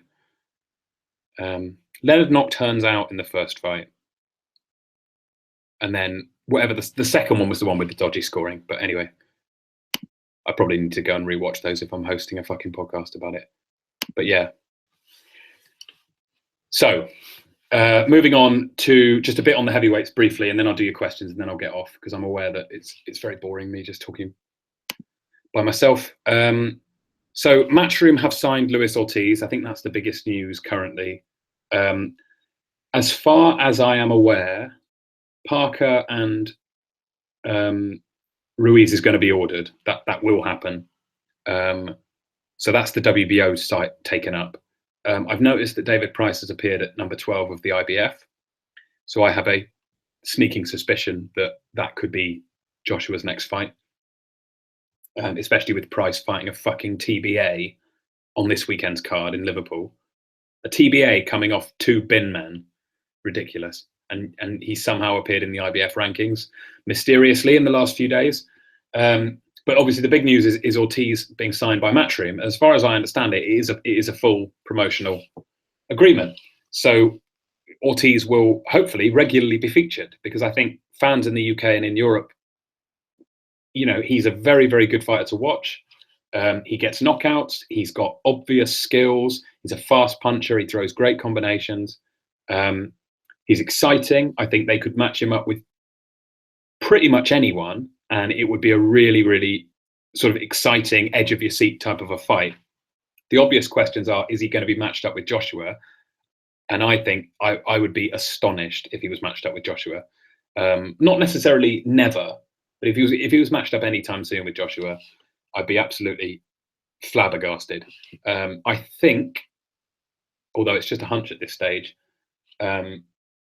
Ortiz has been signed to be essentially an enforcer for Joshua, where if there are particularly dangerous opponents in the division, or sort of threats, as it were, to the crown, they have to get through Ortiz before they can go to Joshua. This is a technique that's been successfully used numerous times in the past, famously in the 80s with the likes of Tony Tubbs and McCall and all the rest of it, used to kind of vet potential Tyson opponents. And those guys would fight them. And if they beat them, they would be sort of unworthy of Tyson. And if they got through it, they'd get the Tyson fight. It was a way of kind of throwing a few roadblocks just to make sure, you know, you weren't taking any unnecessary risks with the golden goose, which is undoubtedly Joshua. I do think it will become interesting eventually, though, because from my perspective, I think I said this in a tweet earlier, but when the dust settles on the division, it's probably going to be Joshua and Ortiz who are left standing. So if Hearn's got both of those guys moving forward, then that could potentially become a huge fight where all the money is kept in-house, and you can do a rematch and you can do a trilogy and all the rest of it. So what you might see is when Ortiz starts to slow down a bit, which will happen, I think, relatively quickly, because the guy he's billed as being 36. I think Ortiz is clearly over 40 if you look at his face. I think it's a case of he's lying about his age, a bit like Rigo is. I think him and Rigo are both in their 40s. And also Ortiz has had, I believe he's had health issues. I believe it might have had heart issues with his heart in the past, maybe something like that. So I do think that's a case of they're going to kind of sit on, maybe sort of see what Ortiz is about, and then once he has his Mugabe moment and starts to slow down, Hearn thinks, right, this is a sufficiently winnable fight for Joshua now, and if Ortiz does the unthinkable and beats him, I can just do the rematch. And to be honest, Ortiz strikes me as the type of guy who will just be happy to be fighting regularly and getting paid, and he won't necessarily be kicking doors down demanding the Joshua fight. I think he'll be quite happy if he gets fights like maybe Chisora, Pulev, Dilian Whyte. He's fighting Malik Scott, isn't he, next in Monte Carlo? I think he would be happy with that level of fight as long as he was getting decent paydays and fighting maybe 3 times a year. I think he'd be quite happy, and he doesn't look to me like the sort of guy who will be mouthing off at every press conference demanding Joshua, you know, taking his shirt off and pushing Joshua in the water when he's on his fucking paddle board or anything ridiculous like that. I can't see him doing a Shannon Briggs, in other words. So I think it's quite a clever move from Hearn. And I think it's a case of keep your friends close and your enemies closer, because Ortiz is the biggest risk to, an active, healthy Ortiz is the biggest risk to Joshua. I think Hearn knows that, and is trying to engineer the situation where he says, if Ortiz has to beat Joshua, if my hand is forced, then all the money's going to stay in house, and I'm going to make sure there's a rematch and all the rest of it. And, you know, I have no doubt that Ortiz wouldn't mind fighting AJ 3 times or so. And I'm sure, you know, and I do genuinely, it's one of the things I genuinely do believe Hearn when Joshua says he'll fight anyone. I believe he would. I believe he wants to fight Vlad. I'm still not convinced that fight happens. I'm going to look really fucking stupid if in the last hour the news is broken or anything like that. But I'm still not convinced that the Vlad fights happens. And like I say, I've got a horrible feeling it's going to be Price. I think Price has been on 3 Matchroom shows now in the last 3 months or 4 months. He's just appeared at number 12 in the IBF. I just think it's going to come through the back door. And we're going to have this endless carrot dangled in front of us, which is Klitschko or Lucas Brown or Hay or Ortiz now. But the prospect of those fights is quite remote, I think, unless we're talking next summer, in which case I could see the Hay fight happening if that was a unification. I think that would sell out Wembley. I think that would do records. And obviously that's the risk that's acceptable for Hearn to take. If he's selling 80,000 tickets or whatever, then he doesn't really care if his guy loses. He can always do the rematch, I suppose. People were asking earlier if who they thought Hay was going to fight. I think Hay is almost certainly going to fight Lucas Brown. I'd be quite surprised if that fight didn't happen, or if Hay hadn't targeted that fight. I think that makes perfect sense. Brown gets a shot back at his WBA belt. Hay's ranked by them. Hay would see that as a very winnable fight. I would favour Hay, although I do think Brown has a chance, just because I think Hay is quite visibly slower than he used to be.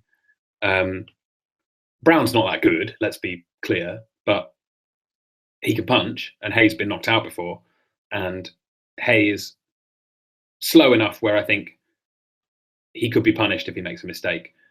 I think that fight will happen. I'd be very surprised if it didn't. And then I could see, I guess Klitschko's kind of frozen out then. I'm not really sure.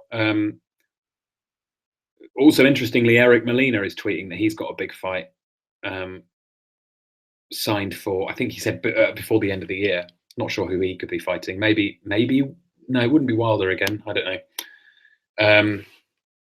We'll see. But anyway, so that's the heavyweight news, which is again promising much, but so far not delivering at all, which is really the story of the heavyweight division for the last 18 months or so, really, ever since the last year, ever since Vlad lost the belts. So on that note, I will I suppose I'll do questions, or no, I'll do a very, very quick preview of Liverpool, and then I'll do a few of your questions, and then I'll get off. But yeah, Liverpool this weekend, we've got BJ Flores against Tony Bellew for the WBC cruiserweight title. That's headlining.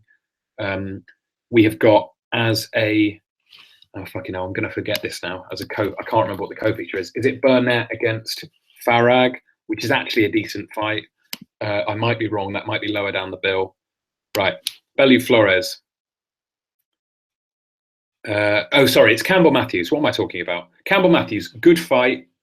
I expect Luke Campbell to win quite well, although if he gets caught with a shot like he got caught against Mendes or against Mendy, then he could potentially be out because, Mathews can punch.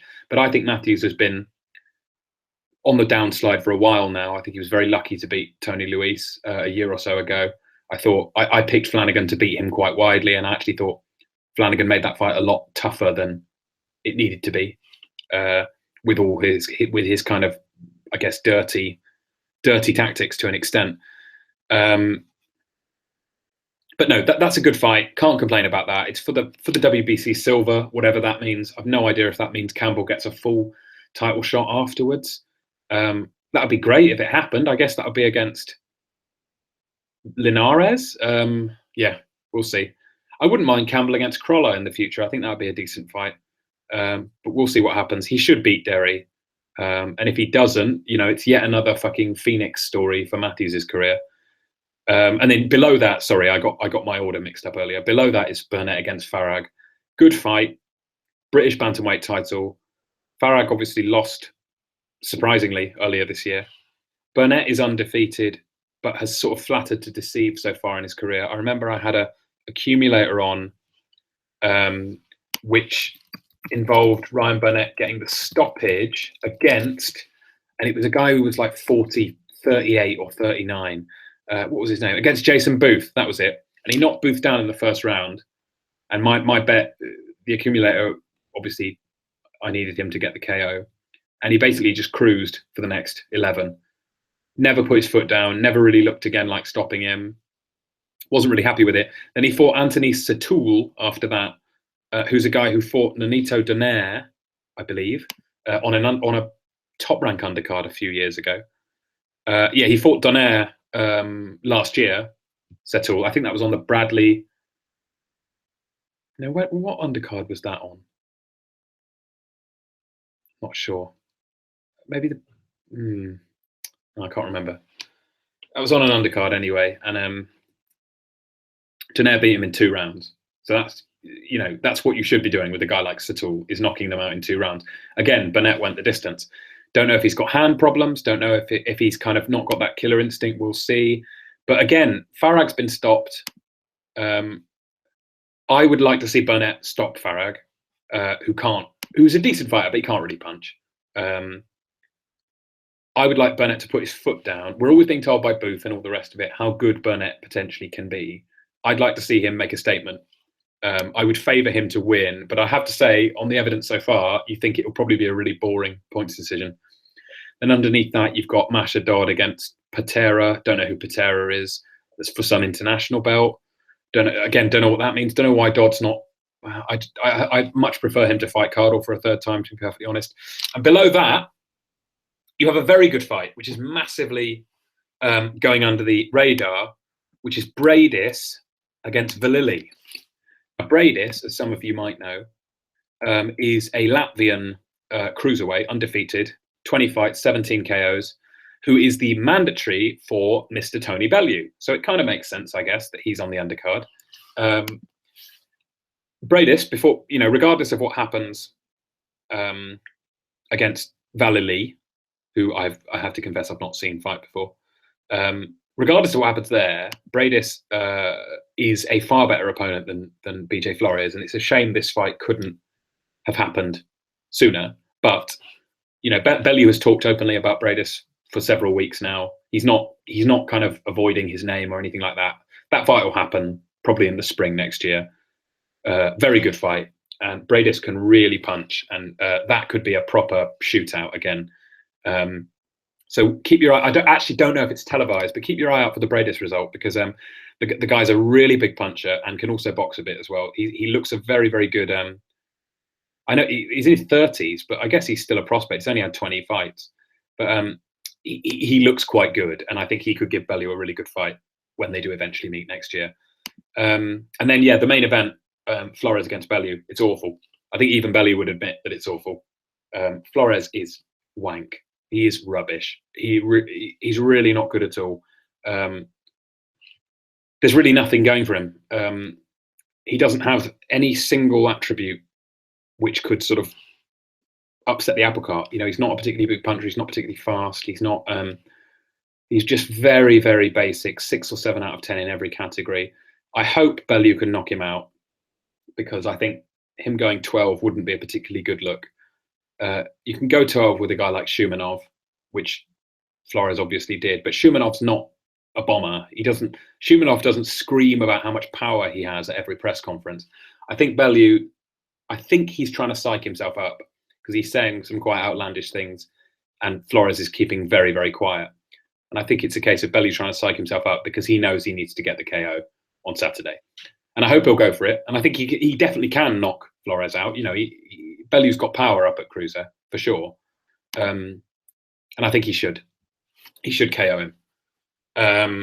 People are saying Booth Scott Burnett looking solid defensively. Yeah, he has. But I also think Booth has kind of, he's got him looking pedestrian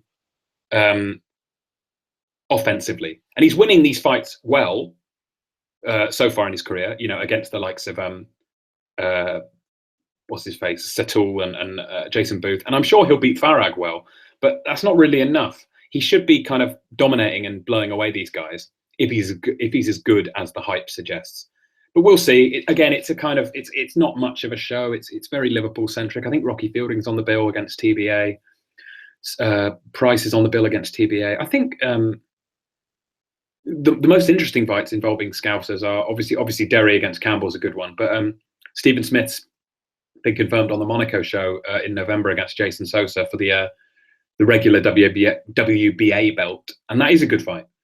I think I'd probably slightly favour Sosa, but Smith can definitely win that, and that will be a good one because both guys are aggressive. Both have got pretty good power. That could be fun. I don't think Sosa will box Smith at range like Pedraza did. So that could again, I keep saying it, but that could be a shootout as well, and a bit of a brawl. I'll just do a quick mention of the Monaco card because it does look excellent. They've announced today we've got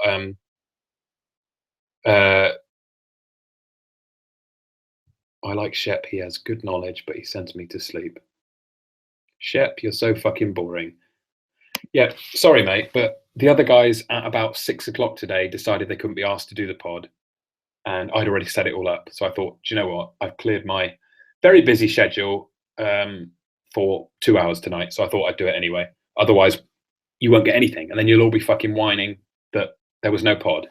So at the end of the day, it's free content. I've lost my train of thought now. What were we talking about? Oh, yeah, the Monaco show. Yeah. Ortiz versus Scott. You know, it's a get busy. Sorry, it's a stay busy fight for Ortiz. It's a shake the ring rust off type of fight. Not great. Malik Scott, fucking hell, has he even fought since Wilder? I'm gonna have to look this up. Apologies, I'm typing a lot tonight. Malik Scott has. Oh, okay. Oh, yeah, he beat Tony Thompson. Yes, I remember that. Yeah, so Scott has fought. This will be his first fight for a year.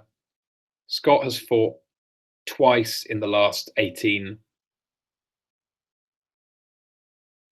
He's fought twice in the last 2.5 years. Not great. He's semi-retired. Ortiz should blow him out. I would expect Ortiz to knock him out within 5 or 6 rounds. And again, Ortiz carrying him and winning every round isn't good enough. That's it's not.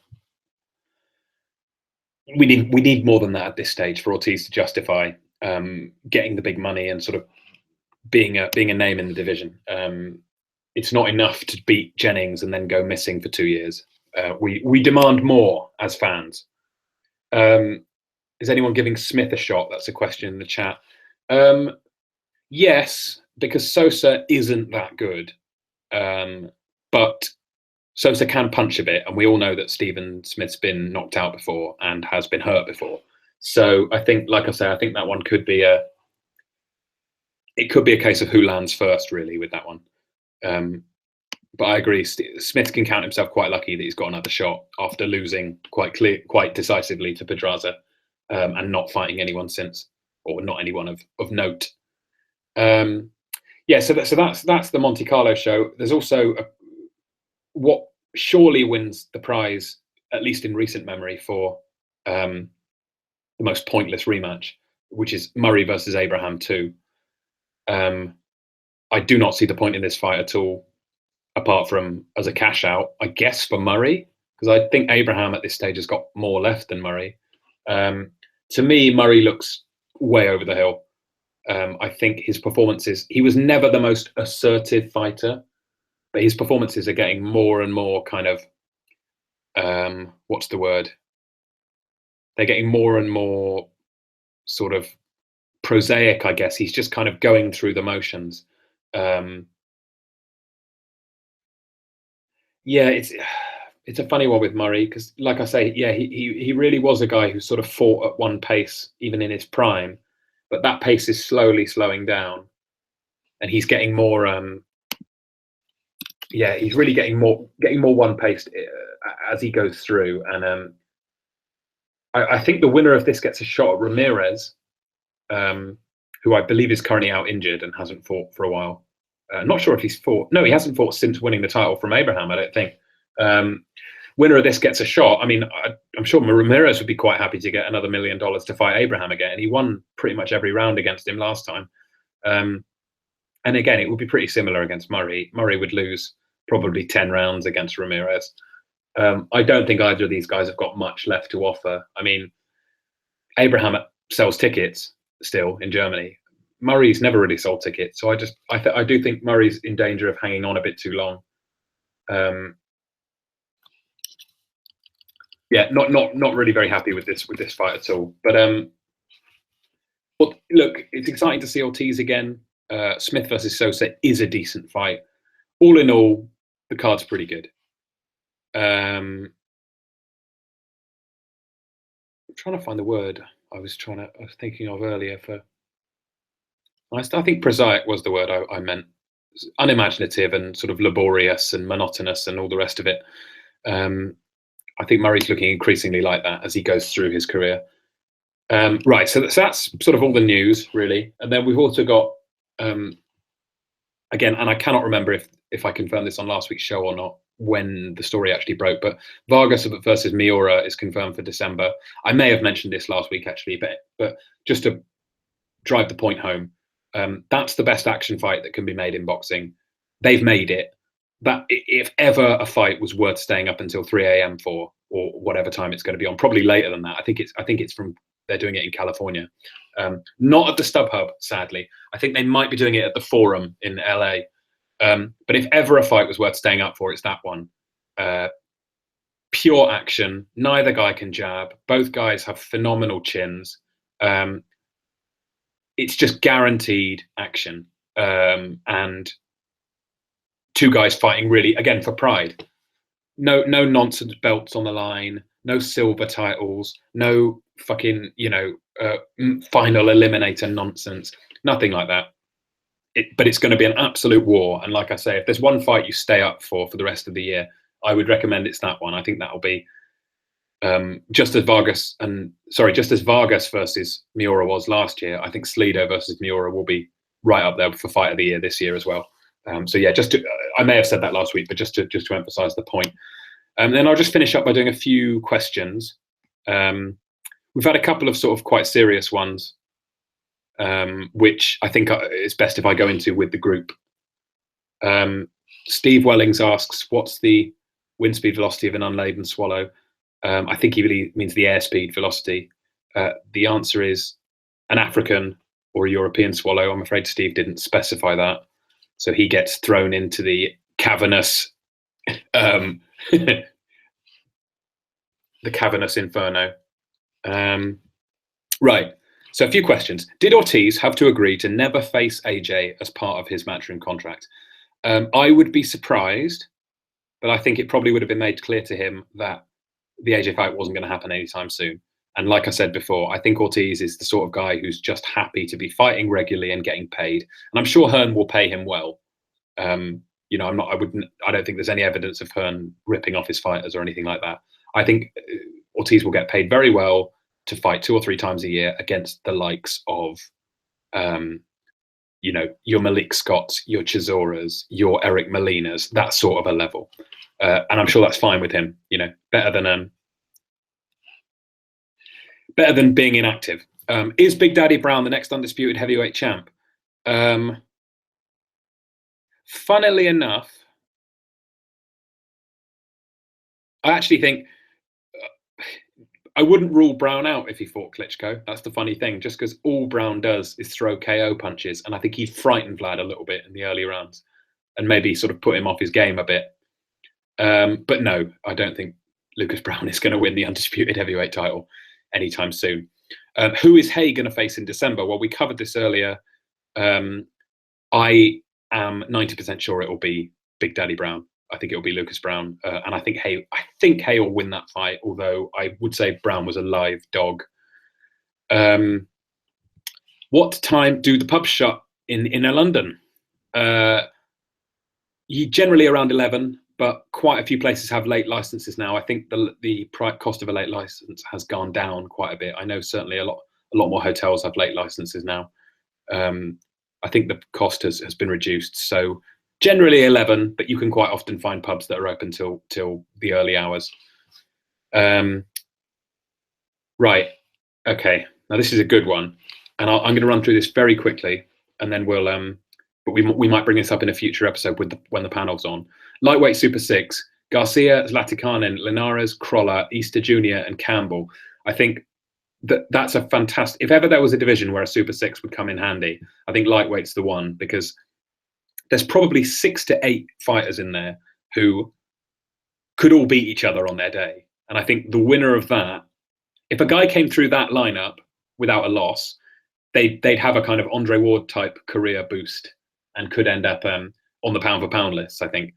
Right, I think Garcia beats Zlatikanen. I think Linares beats Zlatikanen as well, to be perfectly honest. I actually think Zlatikanen and Crolla would be a really good fight. That's a toss-up, I think, in my mind. Easter Jr. beats Campbell. Campbell beats Crolla, I think, probably, although that's a tough one. To be honest, I think Garcia beats every single one of them. I think Linares beats them all, apart from, I think Robert Easter would beat Linares. And I think Linares would beat the other ones. And then I think Easter's a tricky one, because really, if anyone hasn't seen it, if you watch the Commey fight, Robert Easter's like 6'1". He's huge for lightweight, and he's got a phenomenal chin. Commey is a huge puncher, and he landed flush a couple of times on Easter, and Easter stood up to it. And if you've got a phenomenal chin, you're probably going to beat Zlatikanen, who's really a power shots guy. But my answer is I think Mikey beats them all, because I think Garcia is the best boxer puncher of all of them, and I think he'd be able to hurt all of them, and I think he'd be able to outbox them all as well. I'd love to see Linares versus Garcia. I've mentioned this on previous pods. I think that's one of the highest level matchups you could make in boxing. I really hope that happens at some point. Right, a couple more. Rocco says, why do people speak with regional accents? Where's the line between a Scouse and a Mancunian accent? I'm not Scouse or Mancunian, obviously, but I think the line generally is that there's a lot more of an Irish twang in the Scouse accent generally, due to sort of closer ties with Ireland generally and with the Irish people. And And in my mind, in terms of accents, generally, I think a lot of it is to do with the vocabulary you use, and you pick up vocabulary by living in a certain place. You know, if I moved to Manchester for 10 years, I'd start picking up disgusting working class phrases, and you'd all probably mistake me for like Ricky Hatton's kid or something.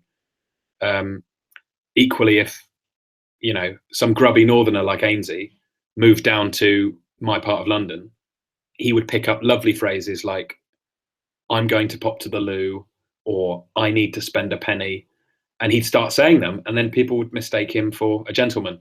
So I do think vocabulary has a lot to do with it. Right, a couple more. Now this actually wasn't a question directly to the pod, but I noticed it earlier and thought it was a really good one that was worth discussing. Which is a bigger fight for Joshua, Klitschko, Fury, or Hay? And I assume, for the sake of the question, bigger means commercially bigger. And I have to say, I think Hay versus Joshua is the biggest commercial fight in the sport that's not Floyd versus Manny 2. So if we take Floyd Pacquiao 2 out of the equation, I think Hay versus Joshua is the biggest commercial fight in the sport. I think that would sell out Wembley. I think, especially if they've both got a belt. So maybe if Hay picks up a belt at the end of this year, I think that fight could probably sell 2 Wembleys. I think you could get 100,000 tickets done for that, and it would be everywhere. That would be a record breaker, I think. So that's my number one. And then if you're looking at Klitschko or Fury, I think at the moment Klitschko's a bigger fight because of Fury's kind of reputation being in the gutter. But I think if you'd said 6 months ago, Fury would have been the much bigger fight. Because I think the domestic angle is a huge part of it. So I would say, all things being equal, I would say Hay's the biggest, Fury number 2, Klitschko number 3. In the world currently as it stands, Hay's the biggest, then Klitschko, then Fury. But I think either way, Hay versus Joshua is just an absolutely gargantuan fight. That is a true mega fight. Then the last one is, who do you think Joshua will end up fighting? Well, we sort of mentioned this earlier. Again, I really don't know because I've been confused by a lot of what Hearn's been saying. I've found some interviews where he's sounded very positive about Klitschko. And there have been other interviews where I felt like he was kind of deliberately leaving the door open a bit so he could back out of it at a later stage. I don't like the fact that it's sort of taken 3 weeks and we've not had anything through yet. You would have thought a fight like this, especially if it's for all the belts, would have been quite easy to make. If they're doing something stupid like asking for 50-50 money, then that could complicate it a bit. And equally, we know Klitschko has a huge guarantee. So it may be a case of Hearn trying to sort of try out different avenues to see if he can cover Klitschko's guarantee and still make a profit off the show. Because I do think at this stage he would consider it a bit of a gamble and he wouldn't be completely convinced that Joshua would win. Whereas maybe in a year's time, he would be so sure Joshua would win, it would be worth paying Klitschko his advance because of the long-term gains you'd get from the victory. Whereas I think at this stage, he might think of it as a short-term risk without too much of a possibility of the long-term rewards coming in. So to answer the question, sorry, going back to it, who do I think Joshua's going to fight? I think he's going to fight Price. I have a really horrible feeling it's going to be Price. And the reason that's all being delayed maybe is because Price is fighting at the weekend. They just want to make sure he doesn't get chinned off some bum. I just think Sky have suddenly developed an interest in Price after not mentioning him for 18 months. They put him on 3 televised shows against absolute trash. And he's just appeared in the IBF rankings, which is the belt that Joshua holds, obviously. I think it's all way too much of a coincidence. And I have a horrible feeling it will be David Price. And the angle is so obvious, we can see it coming a mile off. The angle is he's got one punch can change a fight. Price has got the biggest right hand in the division, all the rest of it. Completely ignoring the fact that Price hasn't thrown that punch in about 3 years because he's been so fucking scared of what's coming back at him. But we'll see. People are arguing in the who's off the weekend card. Someone shouted he's off the weekend card.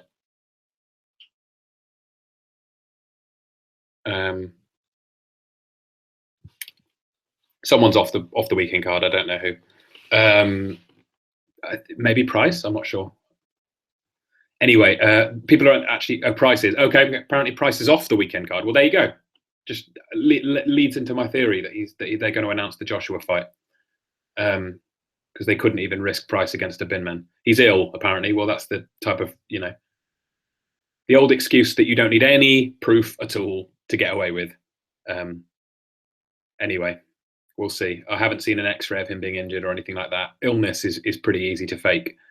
Like I say, I really hope I'm wrong. I really, really do, because I actually think Joshua would beat Vlad if they fought in December, and I think that would be a fantastic win and a fantastic night of boxing. I think that would be a brilliant fight, and it would really energize the whole division. But I've just got a horrible feeling it's going to be Price. Anyway, people are talking a little bit in the chat about Garcia versus Crawford. I'd actually favour Crawford very heavily in that one, especially at 140. Garcia and Crawford fought a couple of times as amateurs, and Crawford beat him pretty handily. Garcia's been very open about it in interviews in the past, and has said that he would feel like a big underdog if he fought Crawford again. I think his quote was something like, "Crawford's got my number." Yeah, and I think, yeah, Crawford's got the size on him. He's got the length. I think Garcia's perfectly suited for 135. Luckily for me, as a Garcia fan, Crawford's not around there anymore, so he doesn't have to fight him. Did I see it? How he made himself throw up at featherweight? I actually did see that. I thought that was more a case of him. This is Mikey Garcia. It's in the HBO 2 Days, which was the little video vignettes they used to do a couple of years ago, which were great. It's a shame they've stopped them. And Garcia was trying to make featherweight for the Wanma fight in 2013, I think, and he was filmed sort of on the way to the weigh-in being sick into a bucket. I actually don't think he was making himself be sick. I think he was being sick out of like dehydration or whatever, because he'd been kind of starving himself to make the weight. But then, he went up to 130, up to 135, and felt much better up there. But yeah, if you want to see a video of Mikey Garcia being sick into a bin, then yeah, go and watch the 2 days. And on that note, I don't think I've had any other questions through. But yeah, fairly quiet week. I mean, the biggest fight is Bellew versus Flores, and to be honest, that's a bit of a mismatch in my opinion. And I'm not slagging Bellew at all, because I don't think he wanted it, and I think if you listen to his interviews, he's basically saying as much. He keeps talking about how he had to fight him, and I think that's a case of him sort of being told, look, you're taking this fight with Flores as an easy defense, and then we'll get you something a bit more exciting afterwards. But anyway, do I remember when Manny ducked Nate Campbell? I don't remember that, although I do remember a lot of people ducking Nate Campbell. Campbell was one of my favourites back in the day. I really, really liked, if you ever get a chance to watch it, watch the fight against Kid Diamond. I'm sure a lot of you have seen it already, but Kid Diamond was an undefeated prospect out of Uzbekistan or something. And Campbell was brought in on short notice, on 10 days notice. That was on a pay-per-view undercard. Campbell won every single round and knocked him out in the last round. And it was a classic example of old school skills, as Bernard Hopkins would say. Campbell was pretty much self-taught as a fighter. I don't think he